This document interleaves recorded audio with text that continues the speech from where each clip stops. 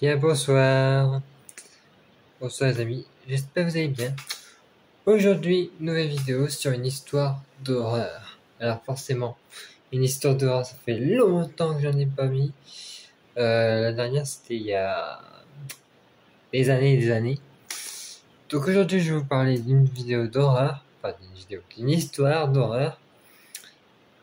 Et je sais pas vraiment si ça s'est arrivé parce que la personne qui raconte cette histoire, elle décrit pas sur son histoire si c'est vrai ou pas. Donc moi, à mon avis, pour ce que j'ai vu, ça a l'air vrai.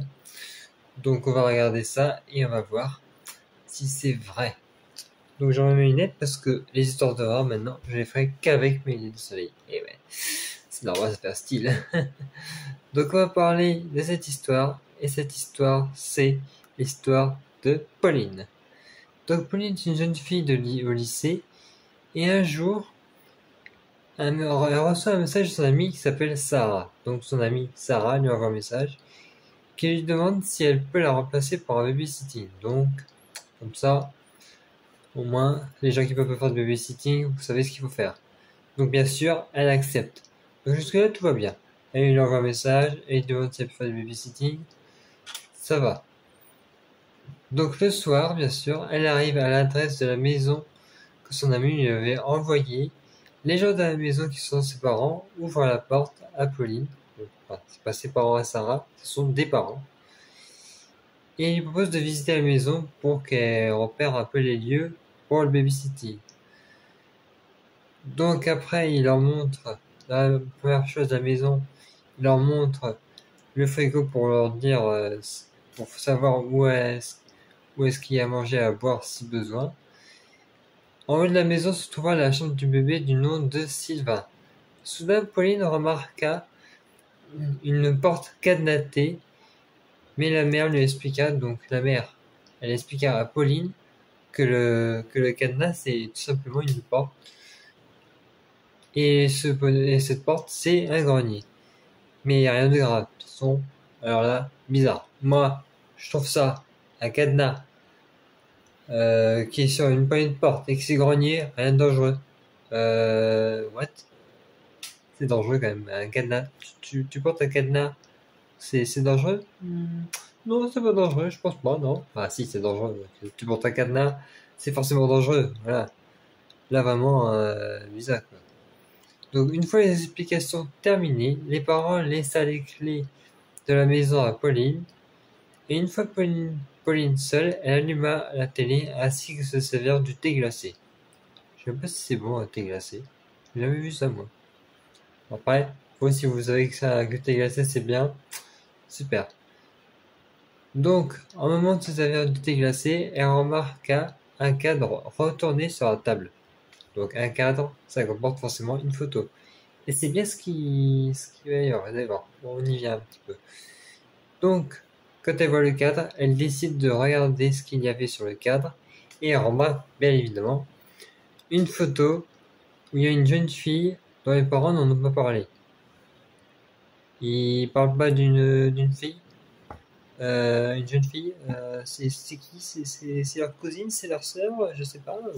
Peut-être même leur fille. Vous allez voir. Ça, je pense bien que ça va vous parler. Donc elle décide d'aller chercher plus loin afin de vérifier si bel et bien la fille qui est sur la photo est bel et bien leur fille aux parents aux parents quoi. C'est bien leur fille. Et moi je vous dis bien sûr, avant que vous sachiez, je spoil un petit peu, c'est bel et bien leur fille qui est sur la photo. Pauline se rendit dans la chambre des parents, puis aperçut un carton comportant le nom de Noémie. Donc la Noémie, c'est le nom de la fille qui est sur la photo. Elle fouilla le carton puis découvrit un journal disant qu'une jeune fille a été tuée par un accident de voiture, ainsi qu'un objets lui appartenant. Ok. Tranquille. Moi, je trouve ça bien. Après, il y a rien de suspect ici, mais bon. Je trouve que c'est un peu effrayant quand même. Soudain, le téléphone de Pauline sonna et c'est son amie Sarah qui l'appelle. Sarah, qui lui a, bien sûr, appelé au tout début de l'histoire, si vous vous en souvenez.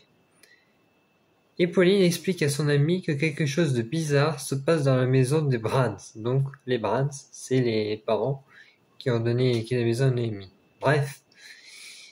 Donc après, quand son ami entend son ami dire ça, elle ne sait pas de quoi elle parle. Elle ne sait pas pourquoi elle parle d'une maison de Brands, quelque chose qui est donné qui passe pas. Pourquoi elle parle pas comme ça? Je sais pas. Sarah, elle ne sait pas. Elle ne sait pas pourquoi elle lui parle de maison de Brands, de quelque chose qui n'est pas net, alors que pourtant c'est elle qui a envoyé le message. Et alors si c'est pas elle qui a envoyé le message, de qui ce message provient-elle? Donc voilà. Mais parce que je vous ai pas un peu détaillé ce qu'elle a dit, mais Sarah, normalement, elle devait aller voir un ami qui s'appelle Tom. Mais là, il n'y a aucune histoire qui parle de Tom, et elle sait pas pourquoi Pauline lui parle d'une maison de Brands et de quelque chose qui n'est pas net dans cette maison. Donc c'est quand même bizarre. Donc, après ça, Pauline décide de soulever le drap où il y avait le bébé qui dormait, mais ce qui se cachait sous le drap, c'était une poupée de bébé avec un magnétoscope qui faisait un son de ronflement comme si quelqu'un dormait. Alors que pas du tout en fait. Il n'y a personne qui dormait, il n'y a aucun bébé qui s'appelle Sylvain. En même temps c'est normal, il y a une fille et pas un bébé sur la canne, donc c'est un peu normal. Donc, Pauline est prise de panique, elle décide de partir de la maison, mais quelque chose la retient et la fait plonger dans le coma. Pour vous dire, quelque chose était dans le thé glacé et ça l'a fait plonger dans le coma direct. Donc le lendemain, Pauline se réveille dans un endroit qui ne ressemble pas à sa maison. Et qui est dans une chambre mais qui n'est pas sa maison. Elle est où alors? Elle est où si elle n'est pas dans sa maison? Eh bien, de toute façon, elle est encore chez les Brands depuis hier soir. Donc tout cela, donc tout à coup, quand Pauline se regarde dans le miroir, elle découvre qu'elle avait changé d'apparence. What? Elle a changé d'apparence? Je vais tout vous expliquer. Toutes les apparences qu'il a changé. Donc, les apparences qui ont changé, c'est ses cheveux. Elle a les cheveux qui sont coupés, donc coupés à ras, parce qu'avant, elles avaient là. Maintenant, ils sont là, les cheveux coupés à ras. Donc, ils sont coupés comme ça, et ils ont changé de couleur. Donc, cheveux coupés et changé de couleur, parce qu'avant, elle avait les cheveux bruns, et maintenant, ils sont blonds. Voilà. Il n'y a pas que ça. Donc elle a les cheveux coupés qui ont changé de couleur, et aussi elle porte les objets de Noémie qu'elle avait trouvés auparavant dans le carton. Vous trouvez pas ça assez chelou quand même? Elle a les cheveux coupés là, blonds qui étaient bruns avant. Elle a les objets de Noémie qu'elle avait trouvés auparavant dans le carton. Là c'est bizarre. Donc, après qu'elle ait découvert ça et qu'elle s'est regardée et qu'elle est vraiment apeurée quoi, elle se demande pourquoi.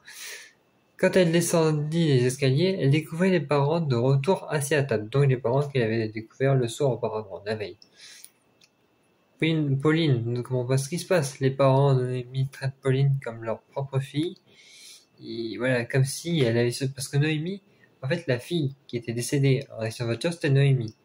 Alors que là, il faut comme si elle était revenue, qu'elle avait survécu et qu'elle est un peu, elle est un peu sous le choc, quoi. Bizarre, ça, non. Donc, quand ses parents font ça, Pauline ne revient pas. Et c'est pas ce qui se passe, quoi. Elle se demande et elle essaie de raisonner les parents pour leur dire que c'est Pauline et qu'elle s'appelle pas Noémie. Donc là, c'est bizarre. Donc, après ça, les parents expliquent à Noémie qu'ils demandent qui c'est le bébé, et quand ils vont dans la chambre où il y a le bébé, il n'y a plus de berceau, plus de bébé, plus de magnétoscope, rien. C'est juste une salle de sport pour le père. Ça, ok. Donc après ça, à la fin de cette histoire, Pauline avale une pilule que ses parents leur donnent pour faire genre qu'elle se remette ses idées. Et la pilule est un peu bizarre parce qu'à la fin, Noémie accepte que les parents de Noémie, que Pauline est devenue Noémie et que c'est avec ses parents, qu'elle sera avec les parents de Noémie. Donc elle va vivre avec eux, quoi. Et juste après ça, elle retourne dans la chambre, donc là où dans la chambre qu'elle s'est réveillée. Mais il y a quelque chose qui cloche. C'est que quand elle retourne dans sa chambre, elle ne s'aperçoit pas que dans la poubelle de la salle de bain, il y a le reste de ses cheveux qui ont été coupés. Donc ses cheveux sont là. Le reste qui était là, ça c'est coupé. Donc ils sont coupés. Et ils sont dans la poubelle de la salle de bain. Avec notamment une boîte pour couleur de cheveux, donc les cheveux blonds. Son portable avec 95 appels manqués de ses parents et plein d'autres choses qui lui appartiennent. Je ne veux pas tout citer, hein, parce que sinon ça ferait trop long. Donc voilà. Après moi, j'aurais peut-être fait autre chose pour une fille, hein. Moi j'aurais pas fait ça. Et d'ailleurs vous, je ne sais pas ce que vous en pensez, mais moi personnellement, je n'ai pas trop envie que ça m'arrive, quoi, à avoir des gens comme ça qui font un babysitting. D'ailleurs, je ne fais jamais de babysitting, je ne sais même pas m'occuper des enfants. Voilà, ça c'est sûr. Mais après, pourquoi pas changer de couleur de cheveux, hein. Moi, je pourrais bien changer de couleur de cheveux, même si j'aime bien mes cheveux noirs. Mais voilà, changer de couleur de cheveux, moi, ça me dérangerait pas. Par contre, vous, en commentaire, si vous voulez, vous pouvez peut-être me dire quelle couleur de cheveux vous voudrez que je mette, et je répondrai notamment si j'aimerais bien avoir cette couleur de cheveux ou pas. Vous pouvez me demander, hein. Donc voilà ce qui annonce la fin de la vidéo. Dites-moi surtout en commentaire ce que vous en avez pensé. N'hésitez pas à lâcher un pouce bleu. Et bien sûr, je vous dis à bientôt pour une prochaine vidéo qui comportera sur Drago Malfoy. Oui, il y a un petit truc à dire sur Drago Malfoy. Et je vous laisse deviner ce que c'est. Allez, je vous dis à bientôt pour la prochaine vidéo. Et ciao. Je vais peut-être me faire des trucs. J'ai aussi quelque chose à vous dire. Je vais refaire la fin de la vidéo, ne vous inquiétez pas, mais autrement. Donc, moi je vous dis à bientôt pour une prochaine vidéo. Ciao!